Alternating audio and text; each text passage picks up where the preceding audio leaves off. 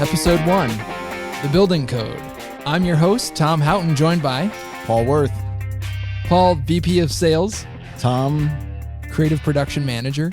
You may have seen him on popular videos like What's Coming Up in Buildertrend. Sure. If you're a customer. Yeah. And everything else. Or if not, and you're checking out our YouTube channel, you've seen us in Carpool Karaoke. Boom.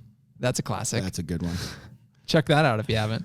Yeah. We're already off topic. Wow. Welcome to your next favorite podcast. Yeah. So you're listening to The Building Code, and in this podcast, we're going to talk about all things Buildertrend.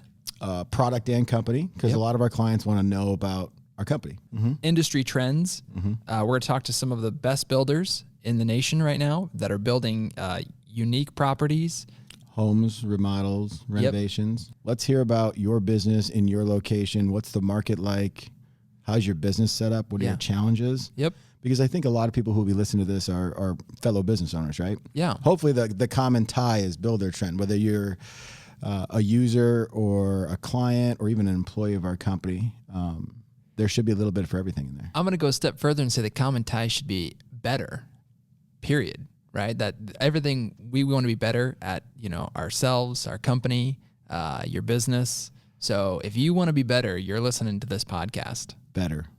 It's good marketing. I like that. Thanks. Yeah, you're good. All right, so what's today look like? First episode here, we're taking a look back in the history of Buildertrend with the co-owners, Steve Duggar, Jeff Duggar, and Dan Houghton. And we have the great conversation with them just to recap the history, but also talk about the rapid growth and success of the company, challenges they've faced along the way, and just the positive outlook for the future here. So let's take it away with Dan, Jeff, and Steve. Today we're joined with the co-owners of Buildertrend, Steve Duggar, Jeff Duggar, Dan Houghton. Houghton. Would you prefer the T? We're still trying to figure it out. I know. We can't figure it out. Thanks, guys, for joining us on the show today. Obviously, we thought we'd start off episode 1 of the Buildertrend podcast with you guys to talk about the Buildertrend story and your successes along the ways, your challenges that you faced, and overcoming that to be the #1 software platform for construction. So let's just introduce yourself, get to know you guys a little bit. Steve, why don't you go first? Hey, guys. My name's Steve Duggar. Steve, your role in the company would best be described as? I'm not really sure what I do here. That's good. We ask him that a lot. Yeah. Like now or 10 years ago? Right. Yeah. Let's go with now, just so that people know marker in time, and then we'll go back. So I oversee the company from a financial and a customer success standpoint. Yep. Good. Jeff Duggar, Steve and Jeff, the Duggar brothers. The brothers. Yeah. Missing one. Yep. Yep. We're brothers. I guess, my day-to-day really revolves around our product, the platform, our engineering team, and how we continue to make sure that Buildertrend's the best software platform out there for construction. Awesome. Dan. Yes. Tell us what you do here every day. I spend a lot of time with the sales team and the corp dev team, and generally I just like to walk around and talk to people. That's my favorite thing to do. We got a lot of great people here at Buildertrend. Yes, we do. We're at 425 now. I think so. Pretty close. That's the record right now. And that's up. We're already up 30 plus people this year, I feel like, 3 months in. Yeah, I think our goal was 30 new hires per month this year. Yeah. Close to that. So aggressive growth. Finished here over 500. Yeah. That's amazing. Well, let's go back. Let's hop in the time machine and go back to the very beginning. Steve, tell us, where did you first come up with the idea for Buildertrend? So I came up with it by myself after a couple beers. Yeah. No, but actually it did start after a couple of beers.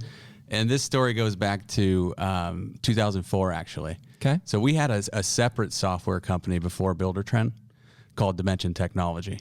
Okay. And if you think back to that time, most websites were just like a brochure online. Sure. And what we did with Dimension was take people's, if you also think about that time, people used paper forms. Pen and paper was for pretty much everything. Sure. So what we did is with Dimension is we took people's paper forms in business and turned those into business processes online. That's the first part of the story. If you fast forward then to 2006, construction was hot. There were a lot of contractors that were coming to us and asking for us to help them with those processes. Sure. we developed a prototype that was very basic compared to what we have today. We had change orders, we had scheduling, we had photos, and we thought we could sell that in Omaha. Yeah. Enter Dan into the picture. Dan, we've been friends with Dan since high school, known him forever.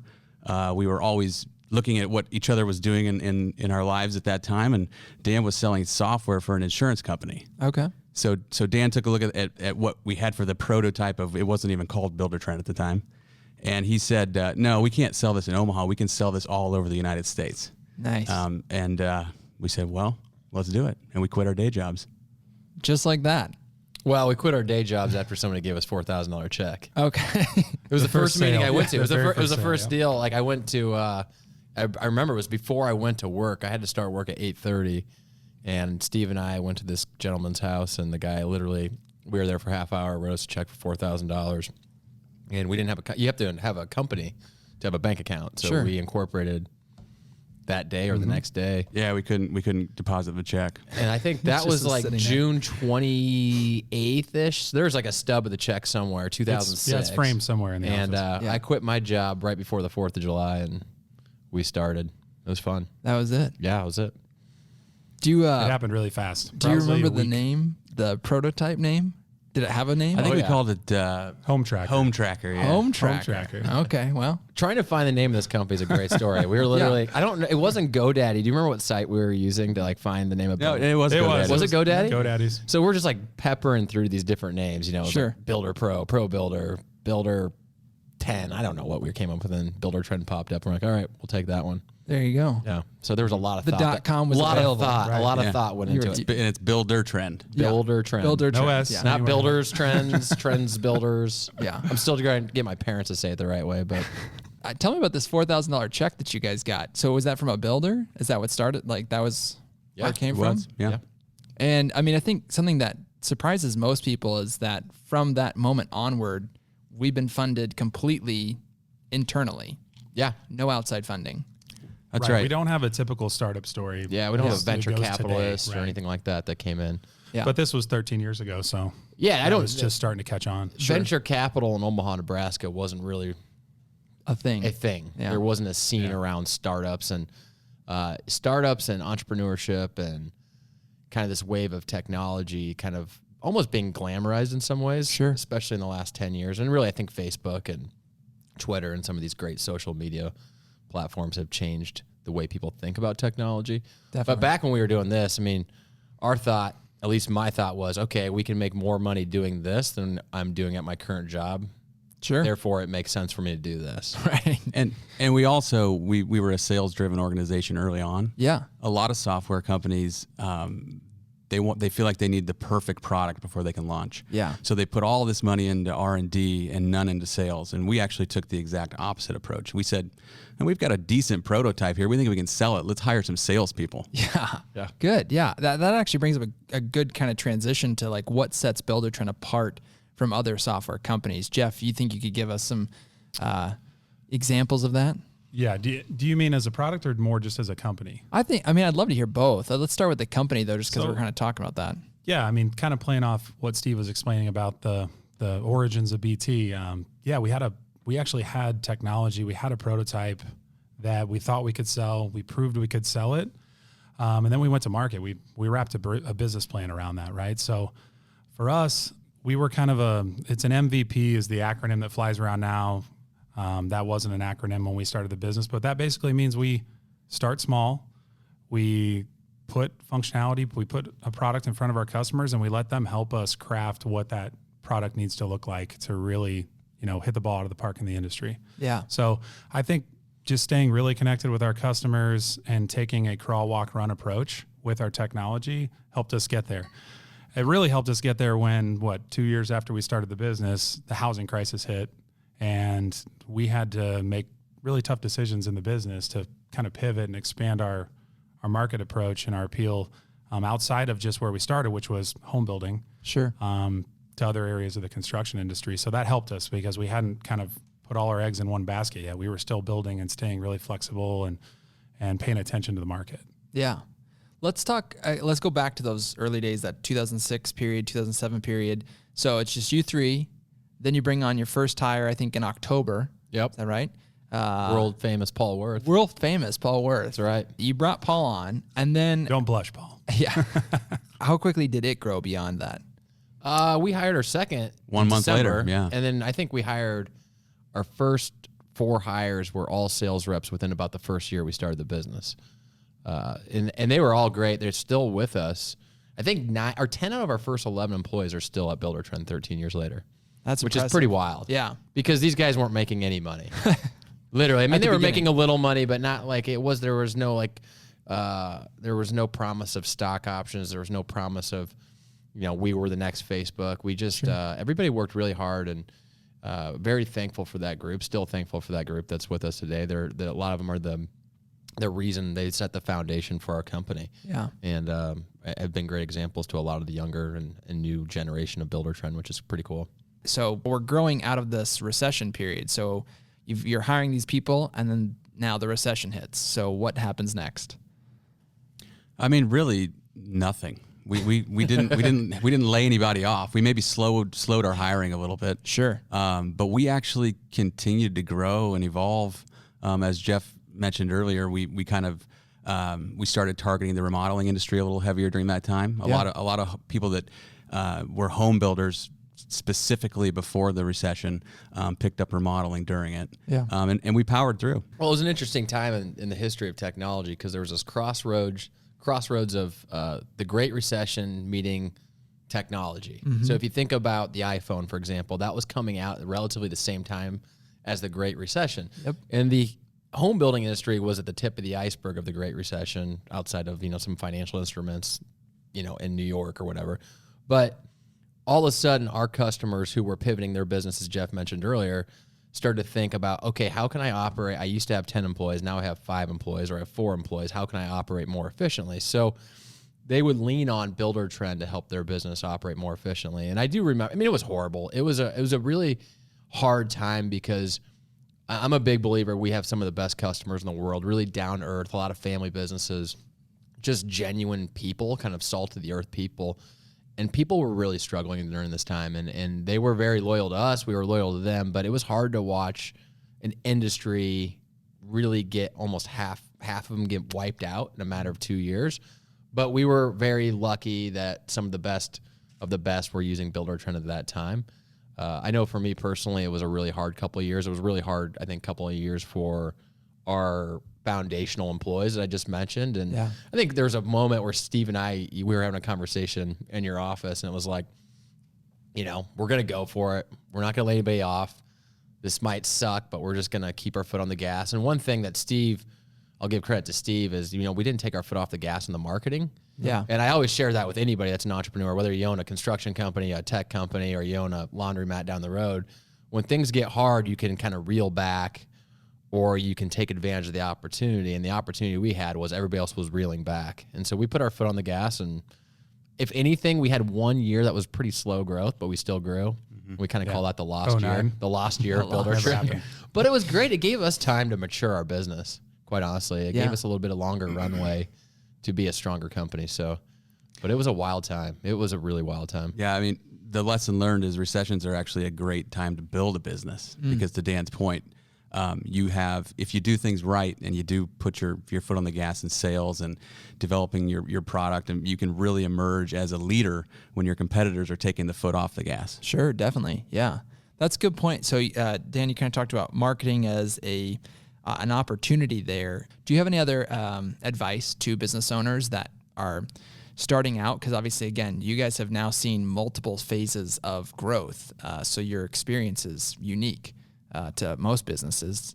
Would you have any other advice for them? Yeah, well, from my vantage point, there's a few things I always think about is, and tech is different than construction. If I'm going to start a construction company, the way you think about it may be different than tech. One thing I see in tech happen a lot, somebody that's building a software program, for example, they will paint themselves a bit into a corner. So Steve and Jeff were talking a little earlier about how we had a few customers in Omaha, but none of those customers were driving us to do something just for them. And we've always done as hard as it may be, we have to tell a customer sometimes, no, that idea is great, but it only works for your business. We've got 15,000 customers we have to apply this solution to. So early on, I'll see a lot of people get they maybe have one big customer and they've got to do everything for that customer. But on the other side of it is something that I'm not good at, that Steve's done a really good job at, a self-taught CFO in some ways, is you got to know your numbers. If you can't budget your business, and this is especially important for contractors, if you don't know your numbers, you will not be in business very long. I mean, there's this, you'll see a lot of contractors specifically sometimes can't even explain why they were successful or not successful. And that's really about understanding your finances and your budget and all those types of things. So if you have an entrepreneurial mind, or you really want to go out and do something and your strength is not finances, find a partner that, it has a strength where your weakness is. And I think the three of us are particularly a really good example of that. All three of us spend our time in different areas of the business. I would never go down and tell Steve how to run a pro forma on a budget for 2020. It just doesn't make sense. I trust his judgment. And same thing with Jeff. Jeff's a product mind. He's a developer, self-taught developer. I'm not going to run over and be like, whoa, here, let me get in front of you and type out. So I don't know how to do that. Right. So I think that's a big part of it, is find great partners that you can trust and lean on where your strengths are. Yeah, it's a great comment there, because obviously you guys are co-owners. You each own a part of this, and you each handle kind of a unique set of the company. Maybe you can kind of share some of your daily interaction, or, again, trying to stay out of the way of the other person, right? That's sometimes a struggle for business owners. They kind of get in the way of themselves, right? So how have you guys, had to wrestle with that? I think it all starts at the beginning, and kind of back to Dan's point. If you're going to start a business, you're going to need good partners, and especially in tech, because there's a lot that goes into getting something off the ground and getting the business rolling. But we knew each other in high school. Steve and Dan were in the same class. We're really good friends. It's a marriage when you get in, and then 13 years later, here we are, and we're still in the same boat, and we're still growing this thing. And that foundation is really important. Yeah, getting us where we are now. And today our day-to-day interactions are around strategy of the company, our people, our culture. They're just critical parts of the business and us growing and getting to where we are today and where our plans are next. And if you don't have a partner that fills that, those shoes, then like you said, you do have to take a step back sometimes, and we call it get out of your own way, and hire what you're not good at. I mean, a lot of construction companies are, I'll call it a one-man show, if you're the one actually completing the project, who's selling your next job? And if nobody's selling your next job, you're not going to be successful. Right. Yeah, definitely. Good stuff. Yeah. So let's talk about you guys kind of getting out of your own way. We've hired so many people since the three of you started this. Can we talk just briefly about recent changes and you bringing on more people to kind of target financial? I know we've hired VP of finance. We've obviously continued to give people more promotions inside. We promote from within. We believe that, we hire great people and they're 10s and they'll just keep rocking it if you just give them more rope. Maybe you can talk about that experience. Yeah, I mean, I think to really dumb it down, the basic philosophy is, you need great managers. Sure. Whether you hire them or promote them within and develop their talent, you need great managers, because people at the end of the day are going to work harder if they feel like their work matters and they feel a sense of accomplishment from their work. And a great manager is going to put goal structures in place and communicate at a cadence that provides those employees that reinforcement that they need to succeed. Sure. Yeah. It's one of the most fun aspects of this business. And 30 people starting a month, like Dan said earlier, the opportunities are just unfolding out in front of our team and our company every day. It's never ends. And, that growth just it creates lots of new opportunities for people within the company and for new hires from outside BT. So that's one of the most fun aspects of the business. Yeah. I think it's the difference between the three of us or when we had 10 or 15 or 20 employees is, especially when you're smaller, every decision you make has a relatively big impact on your future. Sure. We've got a little bit more breathing room now to make mistakes, which is not something you want to do, but it's also you approach it saying if it's not perfect, that's okay. We can tune it up down the road. But the biggest thing for me was just letting go of certain things. Like, I'm not an expert in HR, but I ran HR for a long time. Like, I shouldn't have done it, but letting go was a really positive thing for our company and myself. Like, you know, Steve's not an expert in everything. Jeff's not an expert in everything. And like, part of it's an ego thing. And you start a company, you want to make decisions, you want to be a part of everything. And I see a lot of our customers specifically in that same situation where they have to touch everything. They have to touch production. They have to touch sales. They have to touch HR. They have to touch accounting because they're forced to. And so once, and, you know, you hear this in every business podcast in the world, it's once you decide to kind of get out of your own way, work on your business instead of being in your business, you start to see some really solid things happen. And it's fun to see, like to Steve's point, you see managers grow up within your business, become great leaders. You hire great leaders from the outside. That's part of it. Finding people that don't think about things the same way you do, that challenge you. Those are all things I think from our perspective over the last 3 or 4 years, we've seen some really positive results because we got out of our own way in some way. Yeah. You'll hear business owners say, you know, if I don't do it, it doesn't get done right. And that, to me, that means, well, that's your own fault. That means that you didn't either hire the right person or train them correctly. I mean, that's, at the end of the day, that's your fault. Sure. Yeah.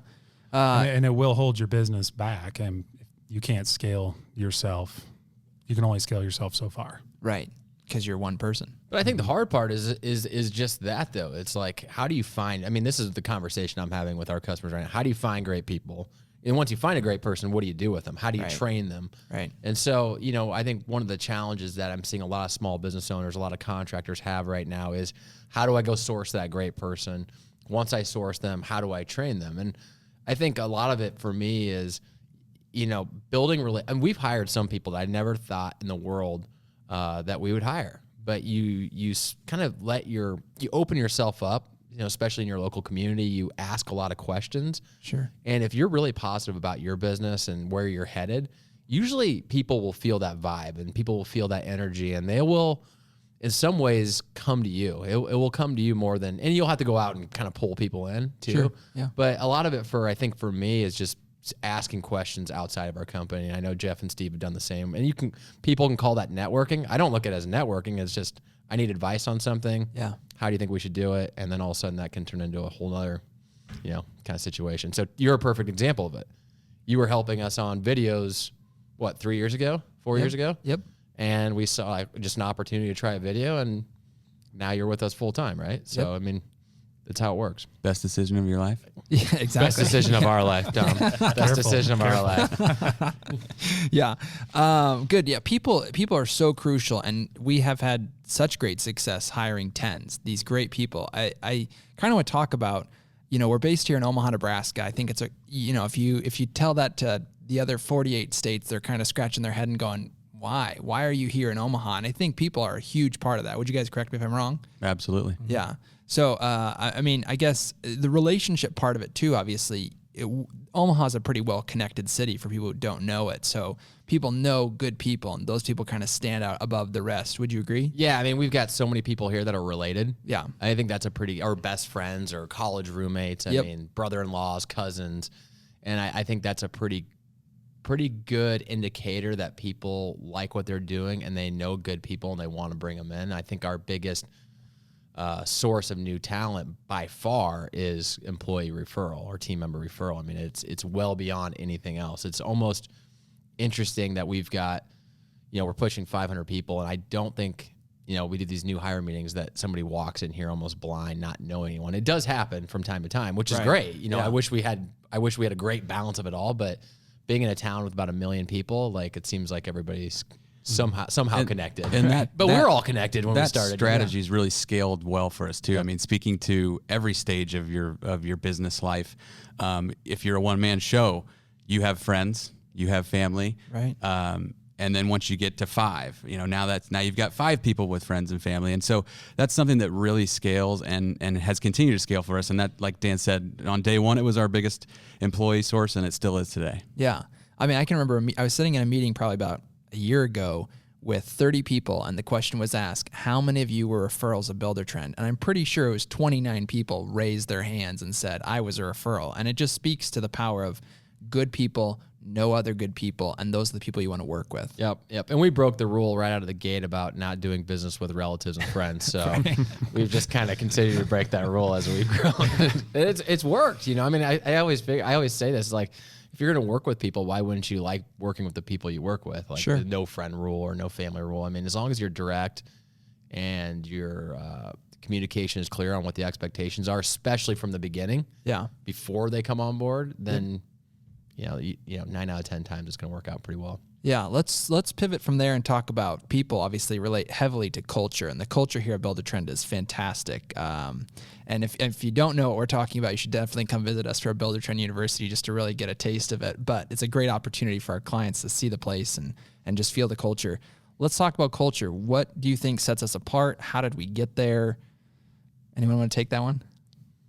I mean, culture for me has been all about the people. So we're a people-driven company, right? Sure. So we don't have machines in the back that make what we do. We're not building widgets. Our people are building, managing, supporting, selling our software. So and that's much like the construction industry. It is much like the construction industry. Yeah. So, I mean, all of our investment, it's all in human capital. And so, we're a big believer, this is a modern world that we live in, that people should really enjoy what they're doing, and people work mostly because they have something outside of their life that's more important. You have a family you want to support. You like going to church. You like traveling. You like spending time with your kids. Whatever it may be, you're working really hard so you can really enjoy the things that matter. Yep. And that's something that we put a big emphasis on when we hire someone. That's the culture we want for our people. So we really promote a 40-hour work week. We have a pretty clear and one standard policy of a no asshole policy at Buildertrend. Yep. And, a lot of people kind of giggle at that when we talk to our customers about that when they come in for BTU. But by the end of it, they're actually using that same policy for their own business. And really that's all about that we're human beings. We're all trying to do the best thing. And a lot of people don't even know, I use this example all the time. Like, maybe somebody on your team screwed up and you CC their boss on an email. Well, there's no reason to do that, right? It just doesn't make sense. Like, that's not good for them, not good for the boss, not good for the person that sent it. It's just not a good situation. So there's like the little things, treating people really kind, doing the right thing. And usually it's just kind of like the golden rule. As long as you do that, life is pretty good. So I think that's how I think about our culture, at least. Sure. Yeah, I feel like it's cool for me to see that our culture doesn't really feel like it's changed that much from when there were 5 of us to now, just shy of 500. We've always had that work hard, play hard culture, where, success is rewarded. We've got I would call it a competitive culture, but it's not one where we want to necessarily always win. It's that we hate to lose. Sure. And I think that's actually more powerful sometimes than needing to win. It's just hating to lose. And you walk around here and you can just see that everybody, they don't want to lose. Right. Yeah. They're in it to win it. That's good. Just really driven people, results driven. And I think, one of the things in the engineering department that's been big for us over the last few years is making sure that we can keep a handle on the outputs, right? Like what does success look like? Let's celebrate that and not really have to focus on things like the inputs. So 40-hour work week takes care of itself, those kind of things, and we can recognize that success and celebrate it. It's a lot of fun. Yeah. We're really good at celebrating success. We do That's been part of our motto for 13 years. I mean, we're the playful hero. Right? Yeah, right. We want to win. We want to make people happy, but we also want to have fun doing it. Yeah. That's good. Let's talk about our clients. Obviously, they're the reason we're here. Absolutely. Jeff, we've kind of taken that. You kind of talked about at the beginning. How has it changed over time? We started off listening to clients to kind of help guide things. Now, 13 years later, we're still doing it. Yeah, we had a really good. I mean, to my knowledge, Steve and Dan haven't built any houses. I haven't built a house before, right? So when we started this business, a lot of remodeling. We had a lot of swinging a hammer that I didn't do. Yeah, right. Exactly. You watched, right? Yeah. So we had a good support network of builders in Omaha and contractors that we started out listening to. In the consulting business, like Steve mentioned, listening to our clients was the most important thing we could do, and that's still huge for our product and our engineering team and our company. So we take care of our customers. There's lots of different ways for our customers to get in touch with us, Sure. to give us that feedback, and we seek that out. There's a couple spots in the program to drop down. There's a forum. There's let us know, tell us how we're doing. I encourage anybody listening to this to do that. Every single piece of feedback that our customers give us, we look at. Yeah. And we try to prioritize putting updates out for them.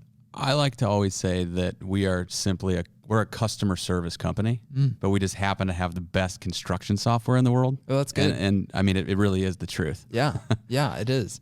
One of my favorite stories that I hear, obviously I get to talk to clients and kind of hear their successes with the program is, they'll say like, oh, I submitted, I just sent in an email and said, hey, I had this idea, or, hey, I was curious this wasn't working like this, and I thought it was going to work like that.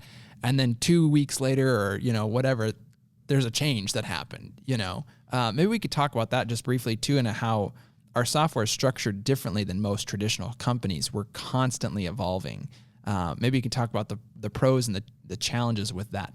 Yeah, we release features and functionality every day. Sometimes multiple times a day we will release, right? So the challenge obviously that comes with that is we're moving fast. Yeah. We want to make a lot of updates. We want to bring value to our customers. We're occasionally going to stub our toe and there's going to be a bug that sneaks out there and we're going to fix it as soon as we can, right? Those are the challenges. We don't want to hide behind a curtain for 6 months, build up a bunch of really cool stuff that nobody can see but us, and then just unload it all at once. We want to keep a constant connection with our customers and our software. So that in and of itself, just moving fast, comes with some trade-offs, and we're okay with them because I love, that is one of my favorite moments to have with the customer when we talk to them, they ask for something, and then boom, there it is a couple weeks later, and that's a neat moment for everybody. Especially in a world where they're not used to that. Right. We say, they ask us for something, we say, yeah, we'll put that in the pipeline and get it done as soon as we can. And then 4 weeks later it's done and they go, whoa, what? Yeah. You actually listen to me? Yeah. I mean, where else do you see this though? If like you've got a question for Amazon about like, why does my packages keep getting broken on my doorstep, and you're trying to submit ideas to them, they're not going to listen to you, Yeah, I mean, you look at Elon Musk, he responds, right? It's true, yeah. It's kind of interesting. He actually responds to people's tweets, and I think it's humanizing the business, right? And quite honestly, like mentioned earlier, if it's one idea, it's probably not the greatest idea for the entire platform, but there's a good chance we're getting those ideas in from multiple customers, and that's what I love about our customers. They're not shy about sharing their feedback, and we're not shy about soliciting for their feedback. I mean, on Jeff's team, we've got product influencers, and we are talking to our customers every single day. Again, the challenge you have with that, we are setting the bar real high for ourselves when we tell our customers, hey, give us your feedback. And if we don't deliver on their feedback, or at least communicate back to them why or why not we're not doing something, right, then we failed. Yeah. And that's a good point, because we do say no. We have to say if no. it doesn't make sense, then we do say no. You got to say no. But we're also in the business of constantly earning our customers' business. That's one thing that's a little unique about being in software as a service, SaaS, is our customers don't have to use our product. So every month we have to make, you send us, a couple $100 to use Buildertrend, whatever it might be. Our goal is to make Buildertrend better next month than it was last month. Right. And we got to continue to make our product better and better. And so really the pressure is on us if we want to make this thing the best, world's greatest software, which is our goal internally, that we have to keep our foot on the gas. So in the beginning of we're still putting our foot on the gas from a sales standpoint, but how this business has evolved, like a lot of our customers, their business has evolved, it was all sales 13 years ago. Well, today we've got a team of 100 people on our engineering team. All they're doing is trying to make our software better tomorrow than it was today, which is pretty cool. I mean, it's not supposed to be a shameless plug about, Buildertrend's gonna be great, but that's our commitment to our customers. I mean, that's what it is. That reminds me, I had somebody walk through the office the other day and they looked around and they said, what do all these people do? Right, it's a good question, right? There's a lot of them. Yeah. How much time do you have? So wait a minute, you make construction software? What does everybody do? Right. Yeah. I don't see any hammers anywhere. Yeah. Good stuff. Let's try to wrap this up and talk about kind of the future, if you guys don't mind. Obviously the future, we don't have a crystal ball here, but, obviously if there's big plans, I think we always, again, this continual evolution of the product, of our people, of the software, of making businesses better.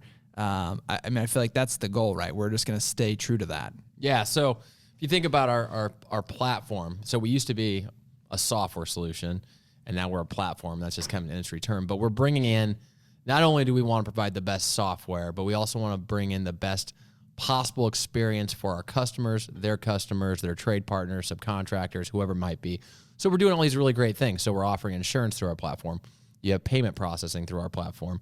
You can, get a website from Buildertrend. You can do all these things that make your business better in one central spot. So the goal is the heartbeat of our business is Buildertrend, the software. And outside that heartbeat, we're trying to do all these other things that can help our customers. And that's really in my opinion, the evolution of where we're going. Yeah. And where we will be over the next 5, 6, 7 years is wrapping our arms more around our customers' business to help them, to support them and make them better. That's our goal. I got one thing to leave it with. Yeah. I just want to say, if you're listening to this, you're probably a customer. Yeah. So shameless promotion here. Please come see us at Buildertrend University. Yeah, we'd It's love awesome. to see you. It's yeah, so it's awesome. great. It's so fun. It's a great program. In fact, check out a podcast here in the future we're dropping. We actually did a podcast live at Buildertrend University and got to talk to some of our customers and hear about their experience. It's a great opportunity to get to see us. Of course, the owners, all three of them will be here.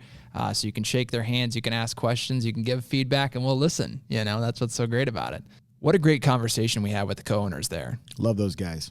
Great stuff. If you wanted to learn more about Buildertrend University, about the podcast in general, please check out our show notes at buildertrend.com/podcast. That's where you'll see a list of all the episodes, anything we talk about, things like MVP. What does that stand for? You'll find a definition there in the show notes. Minimum viable product. Well, now you've just ruined their... Oh, shoot. Yeah. You the real MVP. Still... Oh, you're too kind.